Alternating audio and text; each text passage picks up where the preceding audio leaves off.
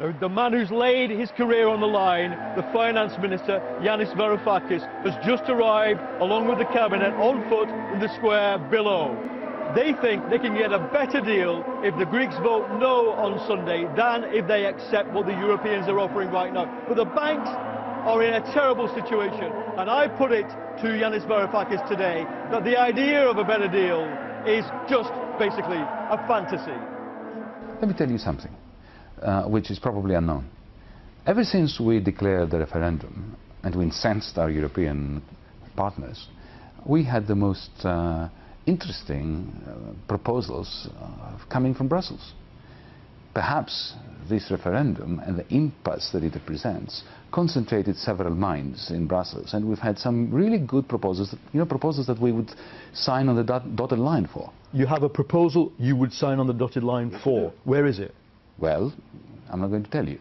It's somewhere in this building. But the, of course, crucial part of the story is that before this proposal becomes a genuine negotiating document which we can sign off on Monday, the Greek people have to empower us with a no. On Monday, the banks, or Tuesday, have to reopen. You've said they're safe. There are rumours flying around, not among rumour mongers, but serious business people, that one of these banks is going to go. You can tell me, hand on heart, they are all safe for Monday. I just had a meeting in this building with representatives of each one of the systemic banks, with the Bank of Greece, with the Confederation of Greek Bankers, and I can assure you that there was absolutely no worry about that around the table. The ECB itself would confirm, if you ask them, that there isn't a problem with any of the banks. What we need is to open them, and after a week of a closure, which is can only be explained as a political ploy by the Eurogroup in order to blackmail this government into signing an unviable agreement. Your Prime Minister signed the order. Well, we had no alternative, but the banks closed because the Eurogroup wanted to deny the Greek people the opportunity to deliver their verdict on the institution's offer on the 25th of June. This referendum has probably, for the first time, viscerally divided this country. Don't you fear what you're creating? A kind of right against left split in which there is no middle ground? I don't agree with you. I think that the Greek people are very serene about this whole thing, all things considered. We haven't had a single episode of violence, a single altercation, even though the banks were closed, and yet open for pensioners to collect their pensions. We were very worried about awful episodes outside banks. We had none. But you're part of a government run by this far-left party whose rhetoric was universality, to represent all Greeks. I can take you across the road to dot-com startups, which you would have liked to have in that big family of progressive people. They hate you. What do you say to them now? That you've wrecked their businesses?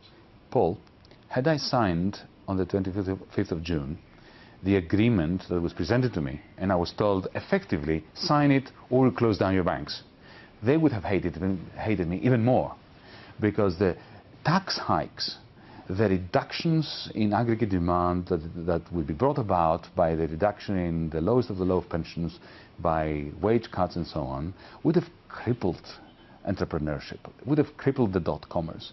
Mentally, is there a sense in which some ministers in this government have left the building? They don't want the stress and pressure that you are under? And no, absolutely not. Absolutely not. We're campaigning for no. If we get the no, we will have bargaining power to effect a much better deal than the one that was offered on the 25th. What are the European Commission saying to you? That if you get a no, they're going to sign on a dotted line of something you present to them? No, of course not. But there will be common ground, because there's too much at stake for there not to be common ground. We have a great deal to lose, and they have a great deal to lose. This is what happens in all such bargaining, negotiation circumstances. When there is a lot to lose, an agreement is reached. And by implication, because of everything you've said, you expect to do a deal involving debt. What is it? Restructuring, relief, something? Restructuring. Absolutely. You think? Well, the IMF thinks so. I believe that the ECB It's not their money, though. It's not their money. It's the Finns' money. It's the Germans' money. Yes, but debt restructure. Let's think about it.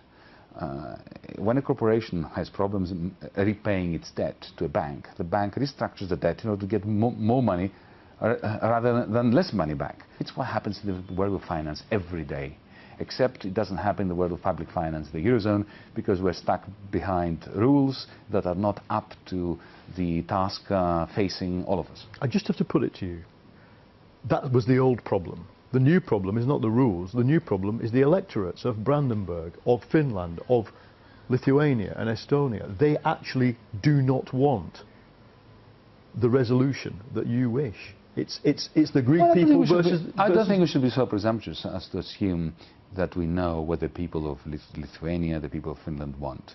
What I think they want is as much of their money back as possible. And this is what we're offering them. But what we're saying to them is that unless our income grows, we cannot repay an unpayable debt. The IMF, quite correctly, declares our debt to be unpayable. So the structure of the debt over the next 10, 20 years makes a huge difference when it comes to investment today and therefore growth tomorrow, and therefore our capacity to repay the Finns and the Slovaks and the Germans and the Portuguese throughout this period. And I put it to Mr. Varoufakis, who's down here with the crowd, if it all ends on Sunday, was it worth it, the 6-month experiment of the left in power? He said yes, effectively, because of this. Whatever happens after Sunday, what is certain is that Syriza, this far-left movement, will not be going away in Greek politics, albeit it may become Syriza 2.0.